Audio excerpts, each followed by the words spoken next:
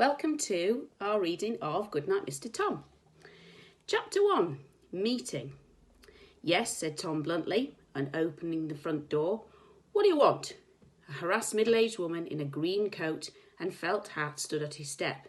He glanced at the armband on her sleeve. She gave him an awkward smile. I'm the billeting officer for this area, she began. Oh, yes, and what's it got to do with me? She flushed slightly. Well, Mr. Oakley. Thomas Oakley. Ah, thank you, Mr. Oakley. She paused and took a deep breath. Mr. Oakley, with the declaration of war imminent, Tom waved, I knows all that. Get to the point. What do you want? He noticed a small boy at her side. It's him I've come to talk about, she said. I'm on my way to your village hall with the others. What others? She stepped to one side. Behind the large iron gate, which stood at the end of the graveyard, were a small group of children. Many of them were filthy and very poorly clad. Only a handful had a blazer or a coat. They all looked bewildered and exhausted. One tiny dark-haired girl in the front was hanging firmly onto a new teddy bear. The woman touched the boy at her side and pushed him forward. There's no need to tell me, said Tom. It's obligatory, and it's for the war effort. You are entitled to choose your child, I know, she began. Tom gave a snort. But, she continued, his mother wants him to be near someone who's religious or near a church.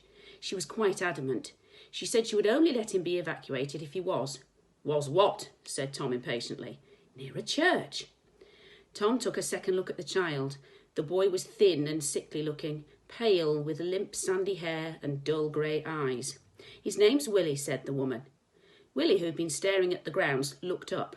Round his neck, hanging from a piece of string, was a cardboard label. It read, William Beach. Tom was well into his 60s, a healthy, robust, stockily built man with a head of thick white hair.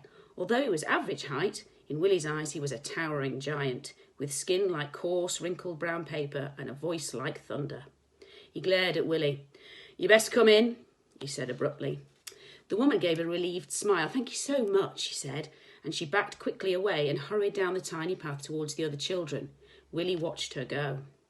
Come on in, repeated Tom harshly. I ain't got all day. Nervously, Willie followed him into the dark hallway. It took a few seconds for his eyes to adjust from the brilliant sunshine he had left to the comparative darkness of the cottage. He could just make out the shapes of a few coats hanging on some wooden pegs and 2 pairs of boots standing below. Suppose you'd best know where to put your things, muttered Tom, looking at the coat rack and then down at Willie. He scratched his head. Bit high for you. I bet put in a low peg.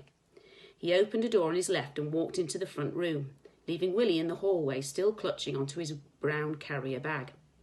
Through the half-open door he could see a large black cooking range with a fire in it and an old threadbare armchair nearby. He shivered. Presently Tom came out with a pencil. You can put that old bag down, he said gruffly. You ain't going no place else. Willie did so, and Tom handed him the pencil. He stared blankly up at him. Go on, said Tom. I told you before, I ain't got all day. Now make a mark so as know where to put the peg, see? Willie made a faint dot on the wall beside the hem of one of the large coats. Make it nice and big so I can see it clear like. Willie drew a small circle and filled it in. Tom leaned down and peered at it. Neat little chap, ain't you? Give me your mackintosh and I'll put it on top of mine for now. With shaking fingers, Willie undid his belt and buttons, peeled off his mackintosh and held it in his arms. Tom took it from him and hung it on top of his great coat. He walked back into the front room. Come on, he said. Willie followed him in. It was a small, comfortable room with 2 windows. The front one looked out into the graveyard, the other to a little garden at the side. The large black range stood solidly in an alcove in the black wall, a thick dark pipe curving its way up to the ceiling. Stretched out beneath the side windows were a few shelves filled with books, old newspapers and odds and ends, and by the front window stood a heavy wooden table and 2 chairs. The flagstone floor was covered in faded crimson green-brown rug. Willie glanced at the armchair by the range and the objects that lay on top of the small wooden table beside it, a pipe, a book and a baccy jar. Pull that stool up by the fire and I'll give you something to eat. Willie made no movement. Go on, sit down, boy, he repeated. You got wax in your ears? Willie pulled a small wooden stool from a corner and sat down in front of the fire. He felt frightened and lonely. Tom cooked 2 rashers of bacon and a slab of bread, with the fresh bacon dripping beside it onto a plate. He put it on the table with a mug of hot tea.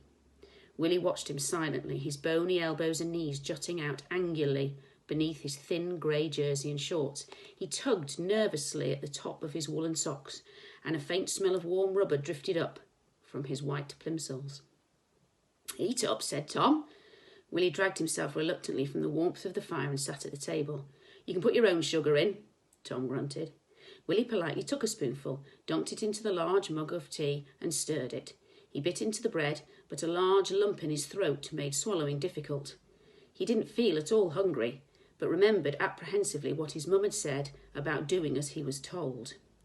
He stared out at the graveyard. The sun shone brilliantly, yet he felt cold.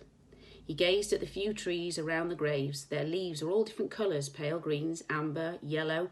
"Ain't you hungry?" asked Tom from his armchair. Willie looked up, startled. "Yes,